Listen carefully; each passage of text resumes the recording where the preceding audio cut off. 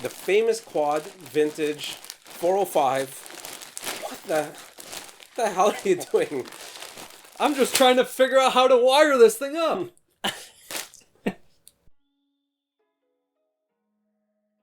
Welcome to Hi-Fi. I'm Marcos, this is Kurt, and today we're talking about the ultimate trio. Quad 44, 405, and FM3 tuner. Starting with the 405, the 405 is the power amp. Rated at 100 watts per channel into 8 ohms. Harmonic distortion at 0.05%. Back in the day anyway. Signal to noise ratio of 95 dB.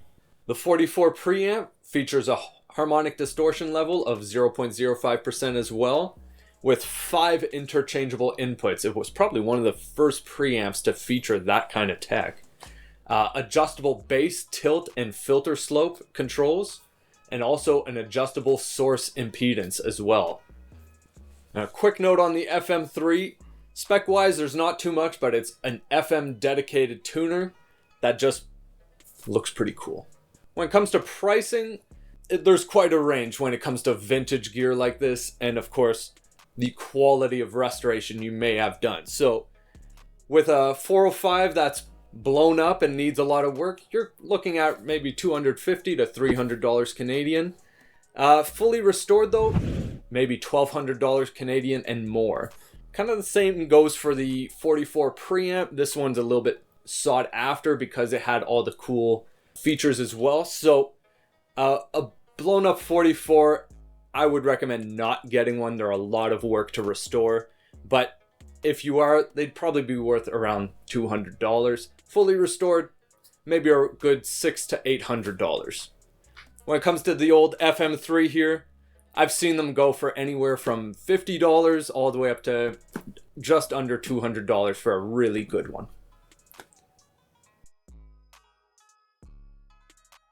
And just before we go further along the review, I'd like to let you know that they are slightly modified. So a couple things that were done is we changed out the back, the regular little push speaker terminals to RCA banana style plugs in the back there. And one of the things that you did along with one of our friends, John, who's one of our engineer buddies, we had them recapped with Nishion Hi-Fi gold caps. And the last thing we did is we also added RCA inputs in the back of the unit too as well. I do love the looks of this. It really reminds me of the old, in the movies when you're watching the old like military bases, whether it's Terminator or even the old audio consoles. Like, it just reminds me with the red, the yellow buttons, the green and red lights, like everything about it and all the knobs and even this lever, the switch, it just reminds you of being in like that old audio console or that really old school kind of military look on there. I do really love the looks of this setup.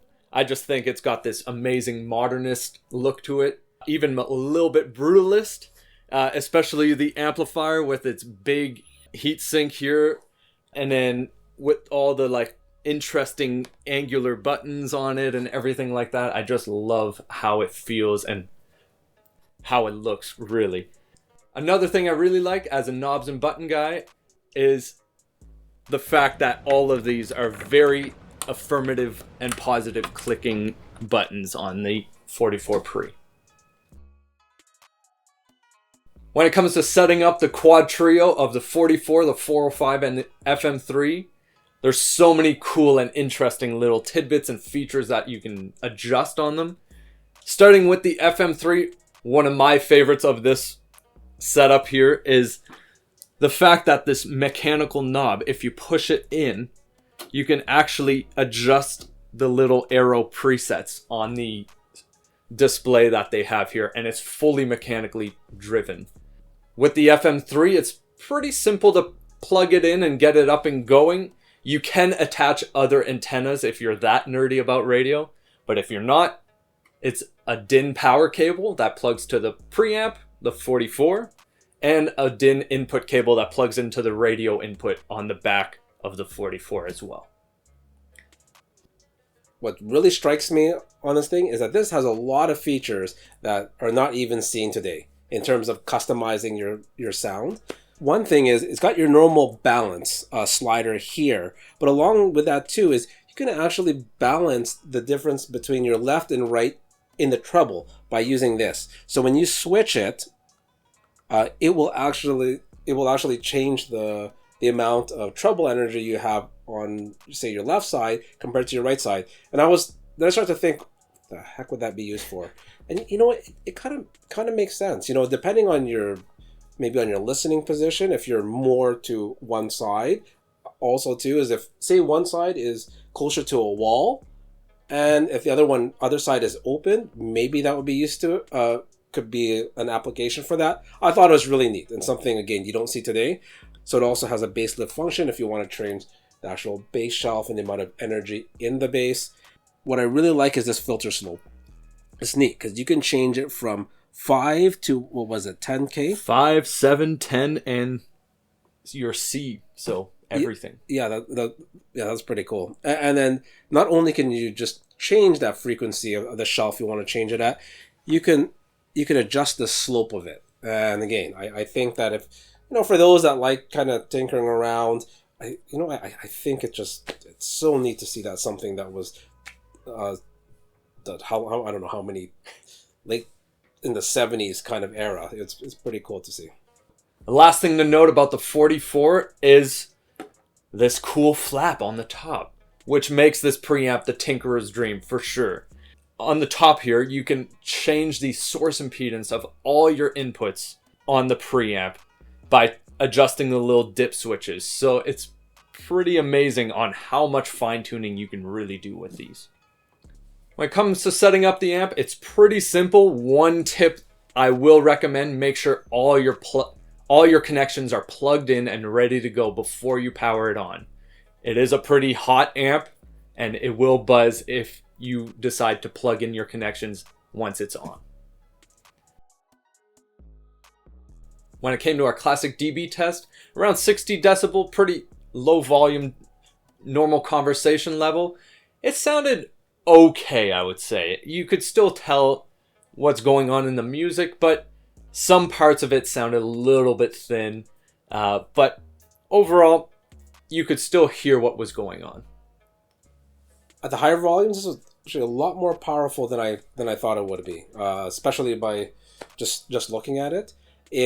We reach at I would say just over 80 dBs, pretty comfortable. You can actually get louder than that. You know, at times we were hitting like 86 dBs on something with really hard bass lines in there.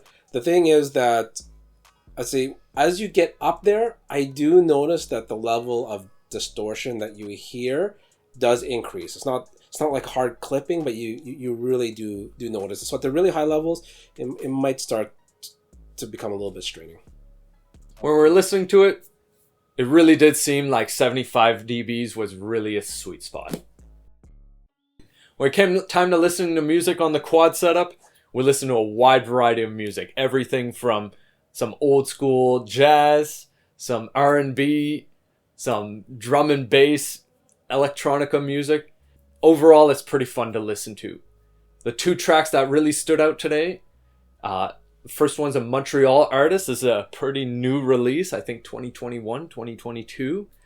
The artist is called Child, with 3 eyes. The song is called Sleepwalking. This song I found really interesting because it really had some dreamy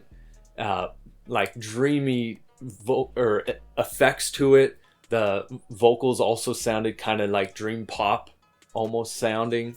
It really reminded me of another band that I really like called Sold, who's also from Montreal. What I did find that really stood out with the quad is just how big it sounded. It really filled the room, it really filled the space. I found the bass was really nice and smooth to listen to. What did you say?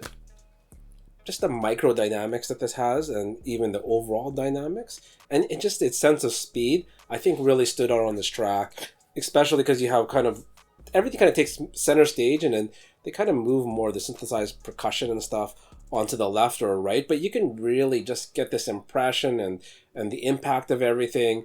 it was, this really surprised me. I don't know if trying to discern a lot of the modifications that we did or you did on there with John, but overall it was really good. The second song we listened to is Art of Noise at the Turn of the Century. I really love this song because it's extremely busy, has so many different effects, it's very layered.